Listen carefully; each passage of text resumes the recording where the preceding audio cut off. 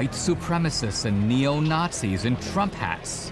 Doesn't that prove that racism today is on the right? Jason Kessler organized the Charlottesville rally. He's routinely portrayed as a white supremacist and a right-winger. But when the Southern Poverty Law Center looked into his past, they found an Obama supporter who was active in the left-wing Occupy movement. I exposed this on social media. He didn't like it. Dinesh, you go back to India. You shouldn't be here. Number one, you were born in India, and you're just like the other people coming over on these H-1B1 visas. Hello, sir. How are you doing today? We don't need you. But okay? What does Kessler believe? I mean, there is a problem with bankers. There is a problem with the wealthiest people in this country. He still seems to me to be part of that Occupy movement. I decided to talk to someone even more notorious than Kessler, the poster boy of white supremacy. Hail our people! Hail victory!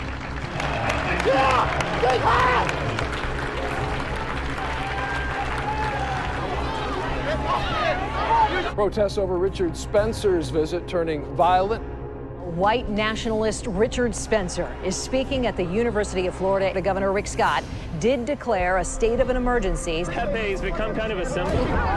Africans have benefited from their experience with white supremacy. If Africans had never existed, world history would be almost exactly the same as it is today. Yeah, you just keep because we are the genius that drives it. Things. You don't get to tell me what I will be. Because my name's Richard Spencer. Richard Spencer, founder of the so-called alt-right movement. Their movement is broadly referred to as alt-right. Richard Spencer, a prominent member of the alt-right. What does Richard Spencer actually believe? People have called you a Nazi. Are you a Nazi? Oh, no, I'm not a Nazi. I'm not a neo-Nazi. I'm not any of those things. Now, you say you're not a neo-Nazi or a Nazi, and yet in the event that you had right around the time of Trump's inauguration, there were a whole bunch of guys who were giving the Nazi salute. You saw them.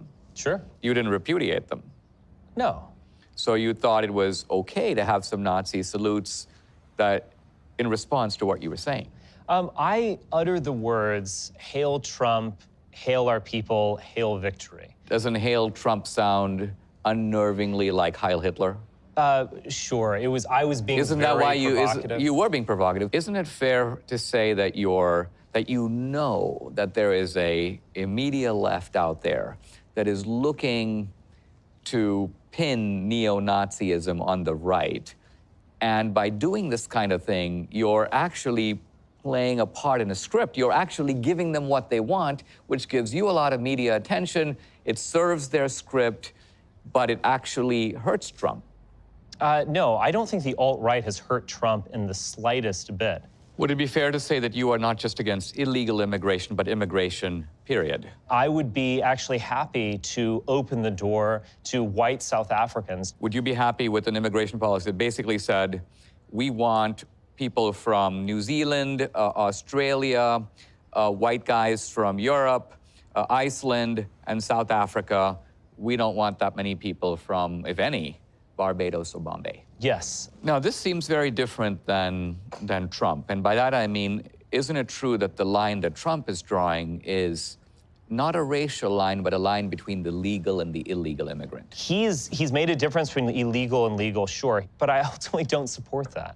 Trump was quoted in the paper as saying, if there's an Indian guy working in Silicon Valley and his visa runs out and we have to send him home, that's a loss. That's something we should try to prevent. You disagree? I do disagree with that. The H-1B visa program has been totally detrimental to white people. In Richard Spencer's world, what would you do with non-white immigrants who are here? A good example would be me. I'm a naturalized U.S. citizen. Would you send me home? I hope that we can begin to pursue a new policy of re-immigration.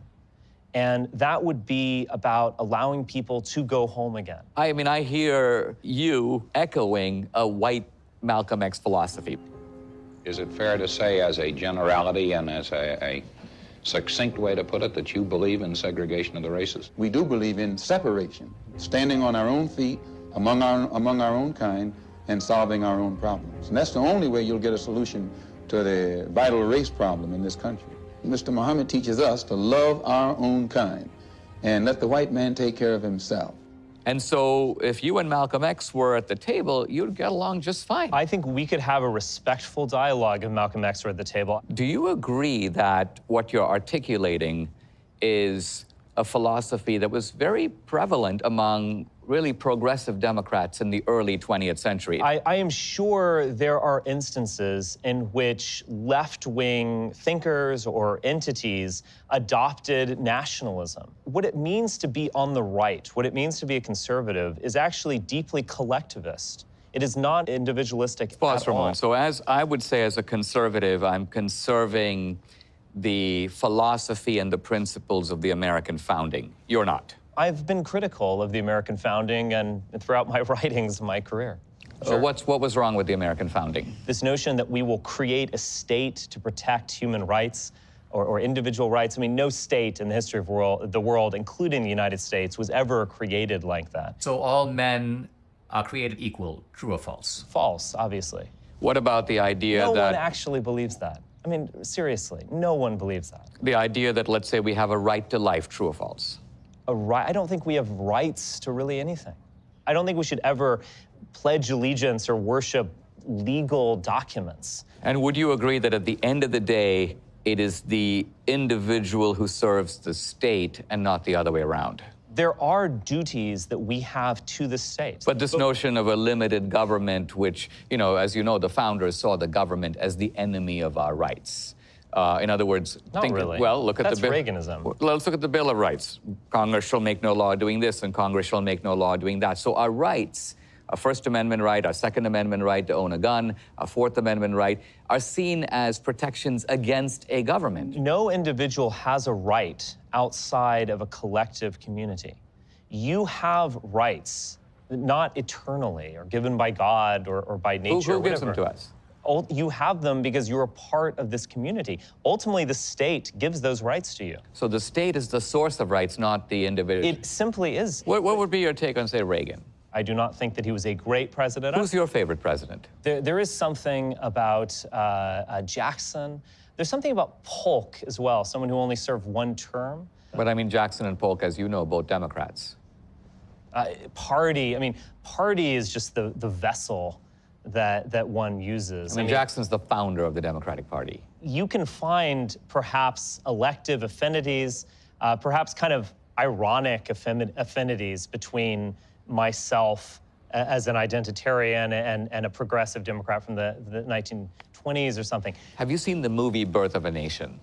Yes, I have. What did you think of it? It's an amazing film, one of the most important films ever made. Certainly a racialist component to that. It appealed to many Americans, including many presidents. Right, well, that's my point, is that a progressive Democrat, Woodrow Wilson, shows that movie in the White House to the cabinet, and this leads to a kind of Klan revival around the country.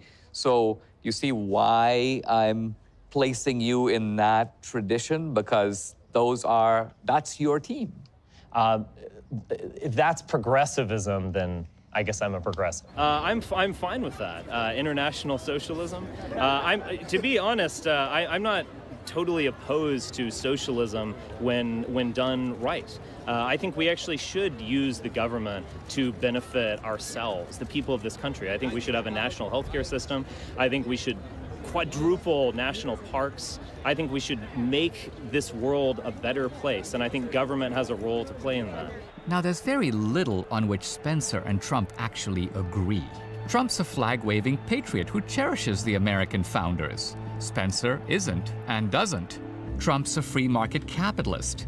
Spencer prefers a strong centralized state regulating markets and dispensing entitlements. Trump wants to keep illegals out so legal immigrants and citizens, whether white, black, or brown, can thrive. No matter where they come from, no matter what faith they practice, they form a single, unbreakable team.